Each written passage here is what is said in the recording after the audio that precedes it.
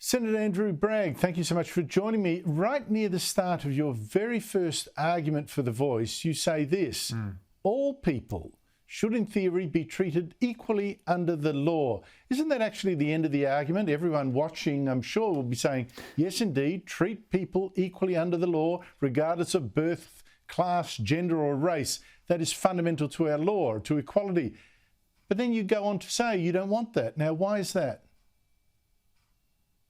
Well, g'day, Andrew. I mean, I wish it was that simple. I mean, the reality is that over the last 250 years in Australia, there has been race-based laws, sometimes for bad, sometimes for good purposes.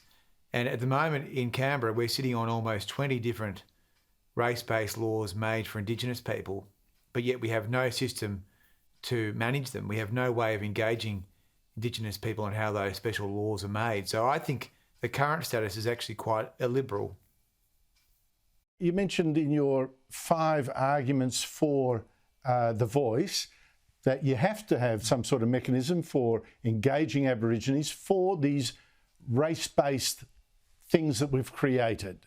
You mentioned one, another you listed is the Territory Stolen Generations Redress Scheme. But to get to your point, we actually do. We have consulted on every single one of them without needing a voice. I mean, just this redress scheme alone, I just checked that one, and I could do the rest for the same for all of them.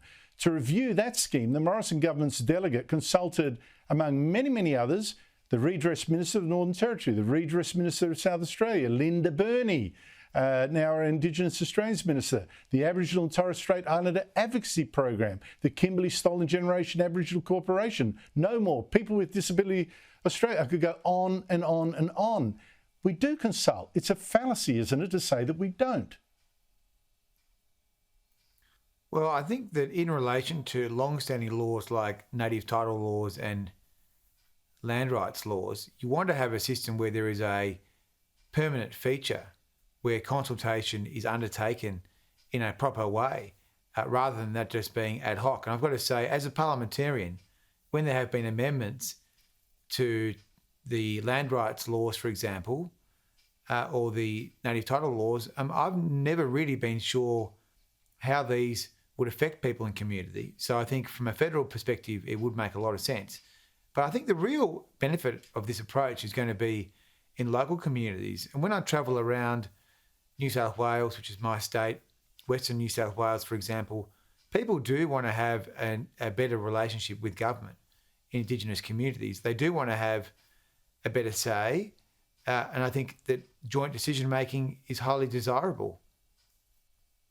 But seriously, I just read out a whole list of people consulted on just one of the things you said, oh, look, we need something to consult with them. It's already being done.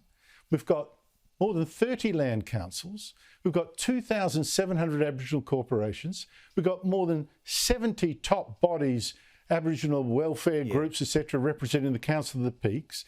You have got this ad nauseum. Plus, of course, you've got 11 Aboriginal MPs already in Parliament. We saw today Jacinta Price, Malandiri McCarthy in the Parliament of all Australians, representing their Aboriginal constituents as well as Australians of all races. I mean, seriously, isn't that the ideal? That's right. So we do, but that's right. In our own Australian Parliament, not in their own. Yeah, but it's critical to understand that the representatives of the Parliament are there to represent all the people in their states or in their districts. But in relation to the point you made about all the bodies, I mean, there are way too many bodies and there's way too much money spent on these programs. So ideally, we need to have a much cleaner, clearer approach of working with, particularly with remote communities across federal, state and local governments. And I'm confident that can be achieved. And look, when you go out to these communities, I mean, they're not always particularly sophisticated understandings of the Constitution and the like, but there are people there that do want there to be a better sense of coordination with government, and their view is that all the existing bodies don't work particularly well. So of course there are mixed views, but my sense is, having travelled widely across regional New South Wales, that this approach would benefit citizens in my state.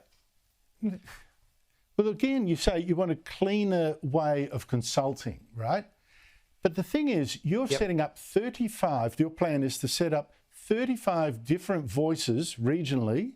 They in turn will select, by means we do not know, a central voice, so that's 36 bureaucracies, and they do not replace all the ones I've listed. They're in addition to them, that's so that no one gets their nose out of joint. You actually have a multiplication of bureaucracies. Can't you see that this is just going to be an absolute feeding frenzy with so many people claiming to represent so many constituents, and all on a special race-based program now under the Constitution? It just seems to me a recipe for disaster. There will have to be a significant rationalisation for this to be successful. Well, who's going to go? And what, scrap the land councils? There'll have to be a rationalisation, because if we're going to have this system, then governments need to be able to work with. That's not the plan, Andrew. That is not the plan. We can't be dealing with 100 different organisations. But the plan is quite specific. Because I think that will improve. What we have already stays the land councils, they stay. All the council at peaks and all that, they stay. The 70 big welfare organisations, they stay. And on top of that, you've got this. 35 different voices plus the central one. I mean, it does. How can that possibly work? Well, I think there will be a natural attrition here, because the voice, if it's done properly in the local and regional areas, they will be the key organisations in those remote areas to give advice to government, and then to work with government on making joint decisions in those communities. And I think it's also incumbent upon the government, though, to detail how this will all work. All right, well, let's see whether the government agrees with you that the land councils must go, or the 2,700 corporations must go and all that. I don't think that's going to happen, Andrew. And I think you're acknowledging we already have these organisations, but now we're going to do this, divide us by race in the Constitution because you want different ones. I don't know that that is a smart move or a liberal move, but if people don't agree with me, you've got your 5 points. It's on your website. They can go to there and see whether you make a more sensible case. Thank you so much for your time. Thanks, Andrew. Nice to talk to you.